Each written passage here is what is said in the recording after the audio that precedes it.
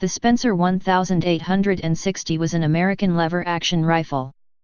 Designed by Christopher Spencer, the Spencer was the world's first military repeating rifle, with over 200,000 examples of the Spencer produced in the United States by 3 manufacturers between 1860 and 1869. The Spencer repeating rifle was adopted by the Union Army, especially by the cavalry, during the American Civil War, but did not replace the standard-issue muzzle-loading rifled muskets in use at the time. The Spencer carbine was a shorter and lighter version. Overview. The design for a magazine-fed, lever-operated rifle chambered for the .56 to 56 Spencer rimfire cartridge was completed by Christopher Spencer in 1860. Called the Spencer repeating rifle, it was fired by cocking a lever to extract a used case and feed a new cartridge from a tube in the buttstock.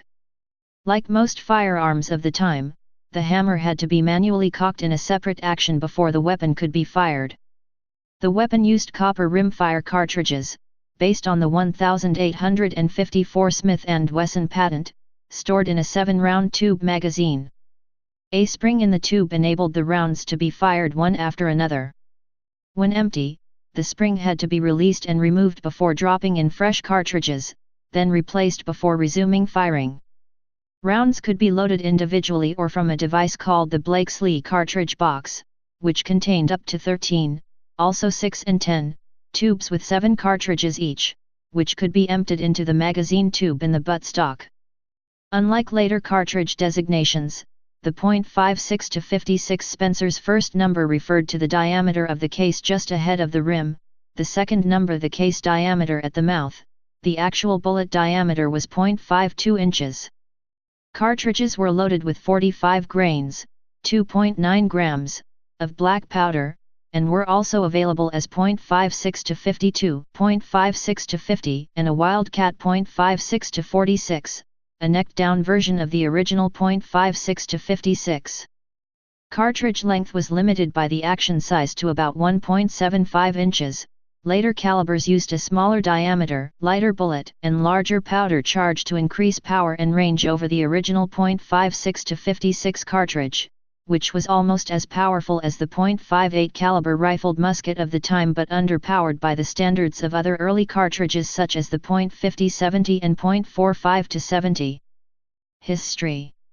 At first, the view by the Department of War Ordnance Department was that soldiers would waste ammunition by firing too rapidly with repeating rifles, and thus denied a government contract for all such weapons. They did, however, encourage the use of carbine breech loaders that loaded one shot at a time. Such carbines were shorter than a rifle and well suited for cavalry. More accurately, they feared that the Army's logistics train would be unable to provide enough ammunition for the soldiers in the field, as they already had grave difficulty bringing up enough ammunition to sustain armies of tens of thousands of men over distances of hundreds of miles. A weapon able to fire several times as fast would require a vastly expanded logistics train and place great strain on the already overburdened railroads and tens of thousands of more mules, wagons, and wagon train guard detachments. The fact that several Springfield rifle muskets could be purchased for the cost of a single Spencer carbine also influenced thinking. However, just after the Battle of Gettysburg, Spencer was able to gain an audience with President Abraham Lincoln, who invited him to a shooting match and demonstration of the weapon on the lawn of the White House. Lincoln was impressed with the weapon, and ordered General James Wolfe Ripley to adopt it for production, after which Ripley disobeyed him and stuck with the single-shot rifles. The Spencer repeating rifle was first adopted by the United States Navy, and later by the United States Army, and it was used during the American Civil War, where it was a popular weapon. The Confederates occasionally captured some of these weapons and ammunition, but, as they were unable to manufacture the cartridges because of shortages of copper, their ability to take advantage of the weapons was limited. Gettysburg was the first major battle of the war where Spencer rifles were used, as they had recently been issued to the 13th Pennsylvania Reserves. They were used at the Chickamauga and had become fairly widespread in the Western armies by 1864. Repeater rifles for comparison were rare in the Army of the Potomac. Notable early instances of use included the Battle of Hoover's Gap, where Colonel John T. Wilder's Lightning Brigade of Mounted Infantry effectively demonstrated the firepower of repeaters, and the Gettysburg Campaign, where 2 regiments of the Michigan Brigade, under Brig General George Armstrong Custer, carried them at the Battle of Hanover and at East Cavalry Field. As the war progressed, Spencers were carried by a number of Union cavalry and mounted infantry regiments and provided the Union Army with a firepower advantage over their Confederate adversaries.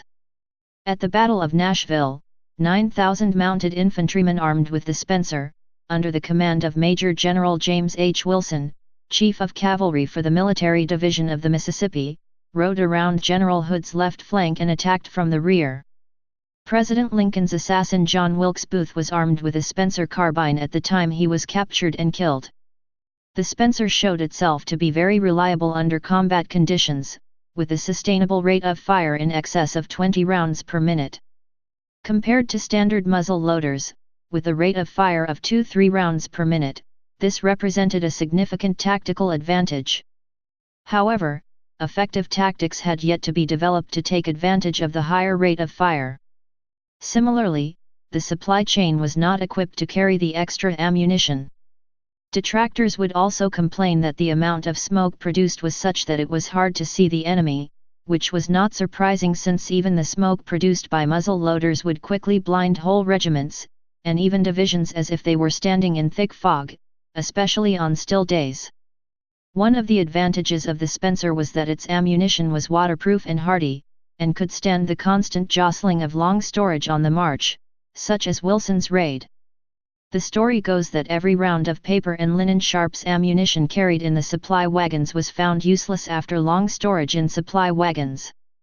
Spencer ammunition had no such problem.